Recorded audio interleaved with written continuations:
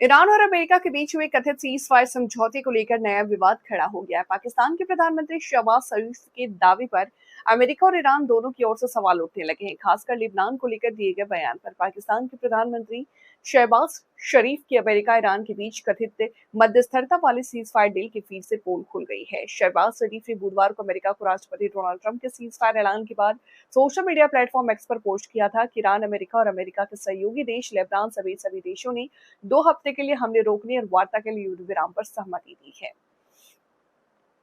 Lebanon कभी भी इस 2 हफ्ते के सीज फायर समझौते का हिस्सा नहीं था और इसकी जानकारी सभी पक्षों को पहले ही दे दी गई थी। दरअसल युद्ध विराम की घोषणा के बाद भी इजराइल लगातार लेबनान के हिजबुल्लाह के ठिकानों पर तेजी से हमले कर रहा था। इसके विरोध में पहले ईरान ने सीज फायर समझौते के तहत खोले गए स्ट्रेट ऑफ हॉर्मुज की, फिर उसके बाद ईरान के विदेशी मंत्री सैयद अब्बास में स्क्रीनशॉट साझा करते हुए उसके लेबनान और अमेरिका के सहयोगी देशों वाली लाइन को हाईलाइट किया है, जहां युद्ध विराम की शर्तें पूरी तरह स्पष्ट है और अमेरिका को तय करना होगा कि वो वास्तव में युद्ध विराम लागू करेगा या फिर इजराइल के जरिए युद्ध जारी रखेगा। उन्होंने कहा दोनों चीजें साथ नहीं चल सकती। उन्होंने आगे कहा दुनिया लेबनान में हो रही हिंसा को देख रही है और अब फैसला अमेरिका के हाथ में है।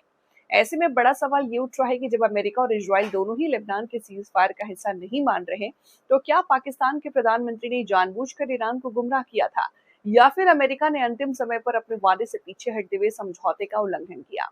ईरान के संसद के स्पीकर मोहम्मद बाकर गालिबाफ ने इस बीच बड़ा बयान दिया। उन्होंने कहा कि पहले ही इस प्रस्ताव में से 3 का उल्लंघन किया जा चुका है। ऐसे में द्विपक्षीय सीज फायर और बातचीत का कोई औचित्य नहीं। साथ ही अमेरिका के प्रति ईरान का ऐतिहासिक अविश्वास बार बार किए गए ऐसे उल्लंघनों की वजह से ही दुर्भाग्य में एक बार फिर वही स्थिति सामने आई है।